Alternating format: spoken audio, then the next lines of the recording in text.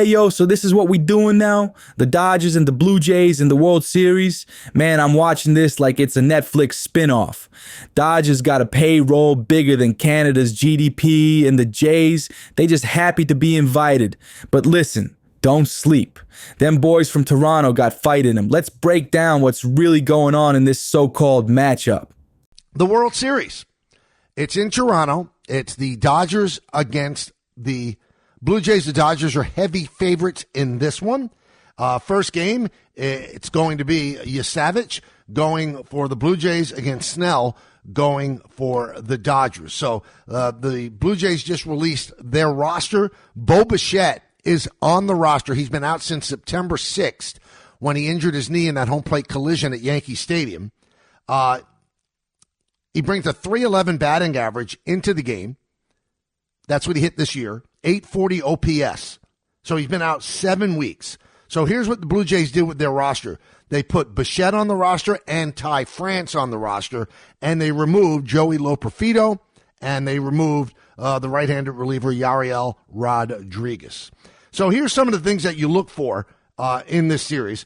The Dodgers are a strikeout staff, and they've gotten to this point, their second straight World Series, because of their starting pitching. Their bullpen is not good. It's been somewhat stabilized by putting Roki Sasaki out there. He's still not automatic. If you watched all the games like I did, still not automatic. He's got great stuff. Some games he looks automatic. Other games he teeters. And they don't have a great bullpen. They don't have a great bridge leading into them. So you know what Dave Roberts has done? He's actually extended his starters. He's made them pitch longer. Snell, Yamamoto, Glasnow, and Ohtani. They all pitched and gave him length. So that means that you have to get fewer outs out of a compromised bullpen. But the Dodgers, the way they do their job, they have the second highest strikeout rate out of their pitching staff. They strike out 24.8% of all batters. So a quarter of the batters strike out. So you do the math. So let's round it from 27 to 28 so it's easier. And that means that 7 strikeouts are per 9 innings. But it's going to be more than that because they'll face more batters. I mean, you might face 40 batters in the game. That will give you 10 strikeouts. So about 25% of all batters facing their pitching strike out. Now, the Blue Jays, something's got to give, right? Because the Blue Jays have the lowest strikeout rate in all of baseball. They struck out only 17.8% of the time. They are a high-contact team. They foul balls off. They make you work. And the more balls they'll foul off, that's the fewer outs that you're going to allow the Dodger starters to get. And if the Dodger starters get fewer outs, you know what that means? That means that you have to go to the bullpen earlier.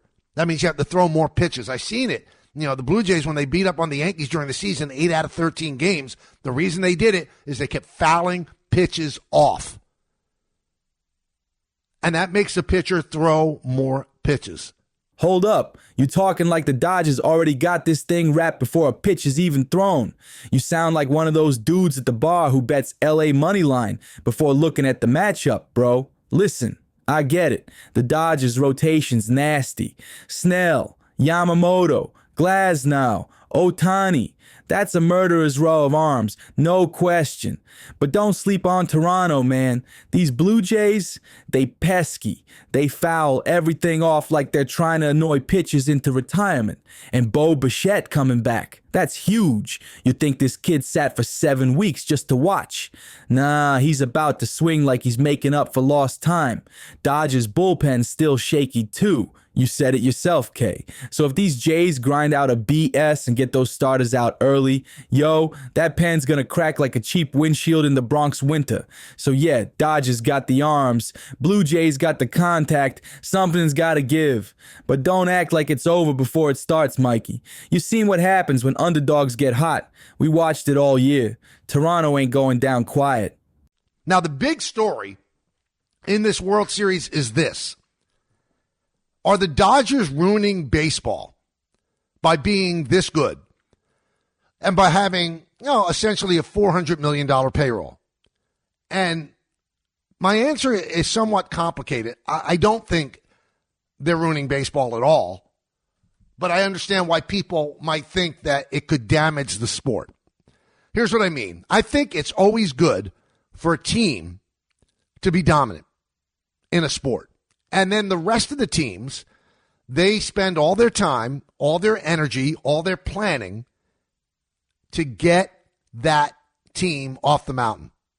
We saw it with the Yankees in 96, in 98, 99, 2000. Then they lost in 2001, lost in 2003. And everybody was trying to knock them off the mountain. And at the time, especially after the 2002 season, the Yankees for 7 years in a row had by far the highest payroll in the game. The highest payroll in the game, dwarfing the second highest team by much more percentage-wise than the Dodgers do over the Mets and the Yankees. And the Yankees only managed one World Series win in that time when they had the highest payroll by a lot, and that was in 2009. So having the highest payroll does not necessarily mean that you are going to win the World Series. It just doesn't. Now, with the Dodgers, they had the highest payroll last year. They won the World Series. They by far have the highest payroll again. They had an awful regular season for them. That's why they don't have home field advantage. That's why they had to play in a wild card series. They didn't roll the field the way everybody thought they would. They'd get 117, 118 wins. No, but they very, very smartly bided their time. They got their starting pitchers healthy. They've got depth, which their money allows them to buy. But do I think it ruins baseball? No. Here's the only way it ruins baseball is if the other owners are convinced that it tips the balance of power, that they are willing to spend $400 million and over $140 million in payroll tax because they can, because their revenue is so high, and they can, in fact, do that. That is a concern, and if the owners think it's so much of a concern, and then they all of a sudden say, we've got to have a salary cap, and we're going to shut down baseball in 2027, that's how baseball could be ruined. But the fact that the Dodgers are good, and they could end up winning their third championship in the last 6 years, that doesn't ruin baseball to me. Be better, be smarter, build a better team, and beat them. Because, I'm sorry, having the highest payroll guarantees you nothing. Here's an interesting stat from Jason Stark in The Athletic. Do you know that the Mets have outspent the Dodgers over the last 4 seasons, $1.28 billion in payroll to the Dodgers' $1.12 billion? The Mets haven't been to the World Series in that time. There's not a shot at the Mets at all because the Yankees have spent a lot of money too. And they got to the World Series last year. They lost in 5 games. But the Mets have spent more than anybody, and they haven't gotten to the World Series. The furthest they've gotten is Game 6 of the NLCS in 2024 against this Dodger team. Now, Jason Stark in that story in The Athletic also points out that great teams don't necessarily slay sports. The Chiefs are great. The Warriors obviously were great as well. And they won a lot of championships, and so did the Chiefs, and so did the Patriots. But the difference in those two sports is that everybody can spend about equally. So you don't feel as if you're overwhelmed by payroll. You're just overwhelmed by smartness. Like those other teams and other organizations are smarter than you. They're smarter than you are. So you've got to really try harder to be smarter, but you don't feel as if you're overwhelmed. Like the Green Bay Packers can compete for a championship in the NFL. It's hard for smaller market teams to compete in baseball. They've got to be smarter than everybody else. Milwaukee is really smart. That's why they made it to the NLCS, where they got swept by a Dodger team. The Guardians organization is really smart. That's why they get by with a small payroll. You've just got to outsmart people in order to make up the money differential. Let me stop you right there, bro. You talking like the Dodgers ain't breaking the system when they throwing around monopoly money like it's nothing. 400 million payroll. Come on. That's not being smart. That's buying a cheat code. You saying be better, be smarter. Bro, how you supposed to outsmart a team that could afford to buy half the league if they felt like it? Milwaukee gotta outsmart them while LA's out here signing every all-star like it's a clearance sale. Ain't no strategy. That's just the luxury tax version of unlimited ammo mode. Yeah, Yankees did the same thing back in the day. But let's be real, at least there was a balance. Now it's like the Dodgers are running a baseball super team experiment. It's the Yankees with Silicon Valley funding. And don't give me that Mets spent more stat. The Mets spend dumb, bro. They throw money like a guy who just won the lottery and bought a tiger. LA? They spend right and big. That's the scary part. So yeah, I'll say it. Dodgers ain't ruining baseball, but they sure as hell making it feel like a rigged game for everybody else. You either build a farm system like Tampa, or you hope your owner finds oil money. Ain't no middle ground no more, K. The Bronx don't cry about payrolls. We've been the mountain before. But don't act like the Dodgers ain't standing on that mountain with a $400 million jetpack. My guy. But it is somewhat concerning that the Dodgers can absorb bad contracts because they laid out about $250 million during the offseason to improve their bullpen, and their bullpen stinks. But they can absorb it because they can continue to add. A smaller market team makes a bad decision on a free agent contract. You know what happens? It kills them, and it kills them for about a decade. They can't make that mistake. The Dodgers could make a mistake and just slough it off their shoulder. Doesn't make a difference to them. But ruining baseball, not at all. It gives everybody a united front. Root against the Dodgers. Let's see if you can knock Goliath off. That's all there is to it. And it guarantees you nothing having the highest payroll. It guarantees you nothing. The Mets had the second highest payroll in baseball. They didn't make the playoffs. Now, the Blue Jays, they have the fifth highest payroll in baseball, and they wanted to spend more. They tried to get Ohtani, and they finished second in that endeavor. They tried to get Soto. They offered him the most money, even more than the Mets, and Soto didn't want to go to Canada. So they tried to spend more money. They have the fifth highest payroll in baseball, but you know what? They still spend $100 million less than the Dodgers do. All right, Kay, make a pick. My heart says Toronto. My head says the Dodgers. And my heart says Toronto because of Mattingly. Because I have such a deep affection for him, our relationship, starting when I was a writer and through the years where I could text him and he could text me right back. I consider him a friend. And I'd love to see him finally get to the top of the mountain. But he has, in all the stories that have been done, he has no regrets. He left the Yankees after 95 because he wanted to be there for his sons growing up. And then he left the Dodgers as their manager right before they went off on their run because he wanted to be with his young son, with his second wife, Lewis. He wanted to be there for them, and they didn't want to be in L.A. So he went back to Indiana. So he doesn't have regrets. He's not a guy that you should feel sorry for, but you root for him because he's that good guy that everybody in the game likes. There have been two moments in my career covering the Yankees, 39 years now. Next year will be my 40th. So 5 as a writer and 34 as a broadcaster.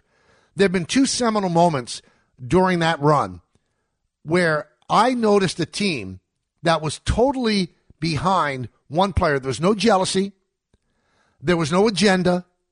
It was all about doing it for that guy. One of the times was when Judge hit 62 home runs. Everybody on that team wanted him to hit the 62 home runs. Every single person. They loved him. They were all behind him. There was no jealous faction as, I hope he doesn't get it. I don't like him. There's no one in that room that doesn't love Judge. And they all went for him. They wanted him to get it.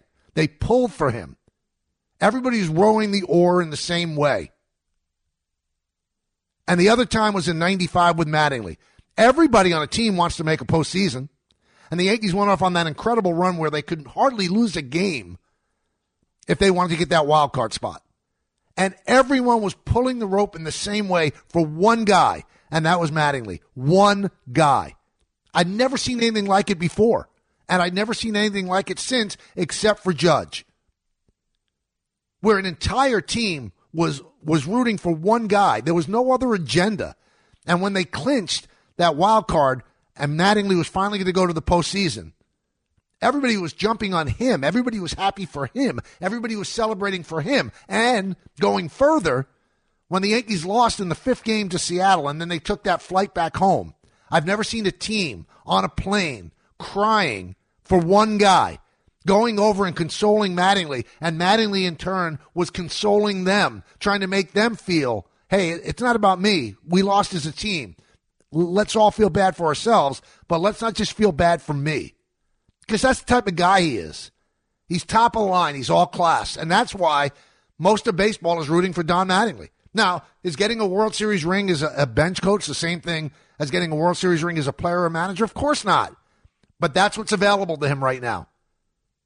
And there's a lot of rumors out there that if, in fact, they do win, and even if they don't win, this could be it for him.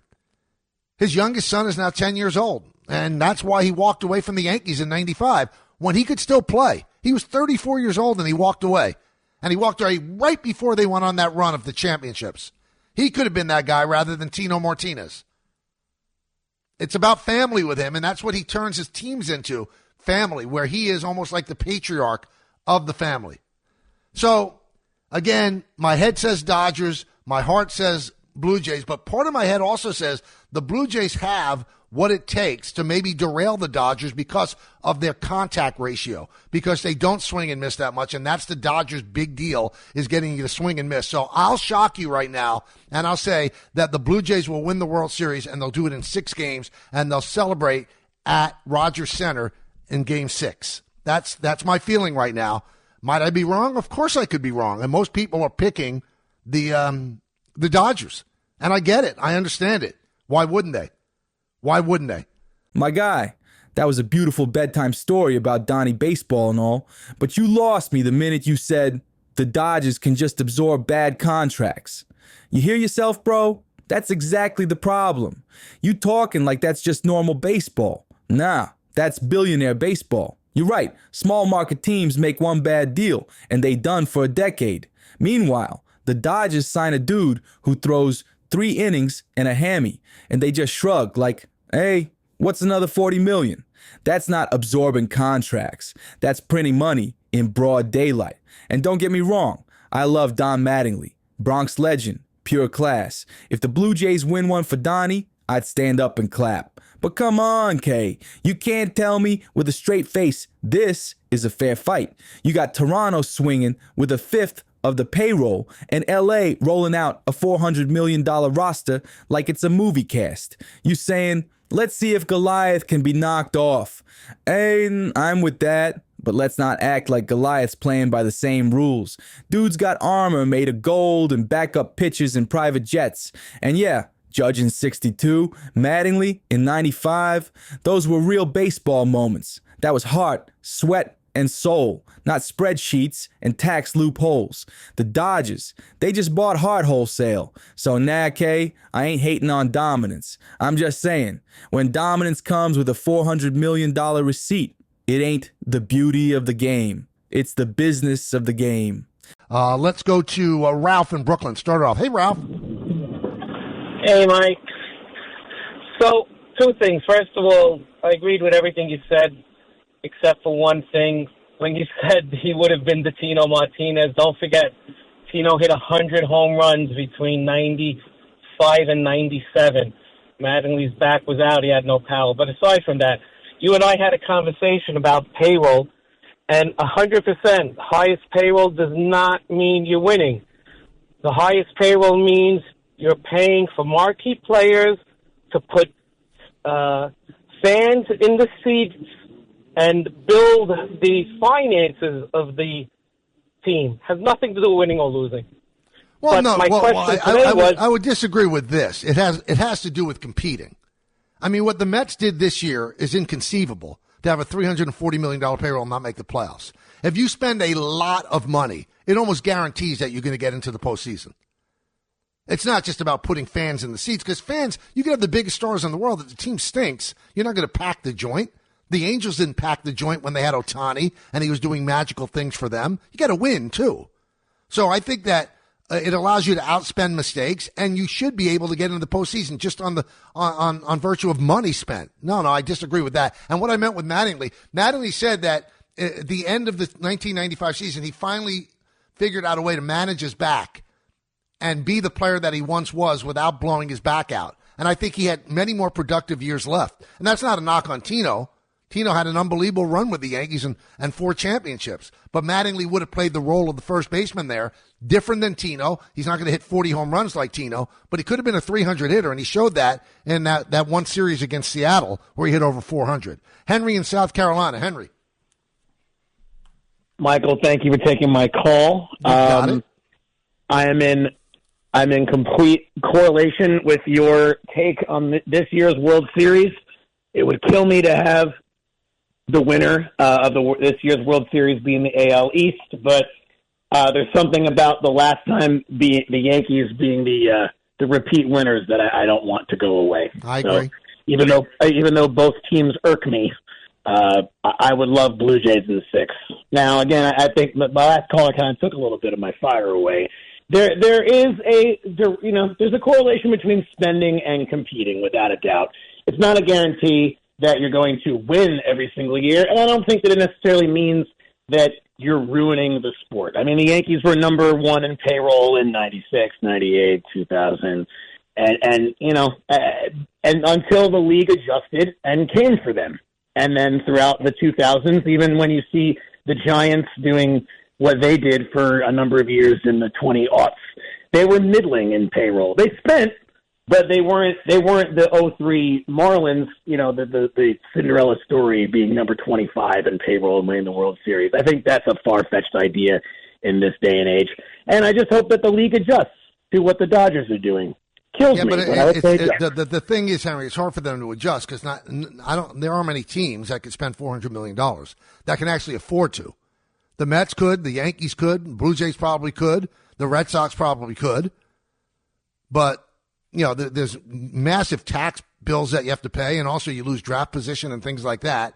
So it's a choice for a team whether or not they want to do it. And also it cuts into profits, too.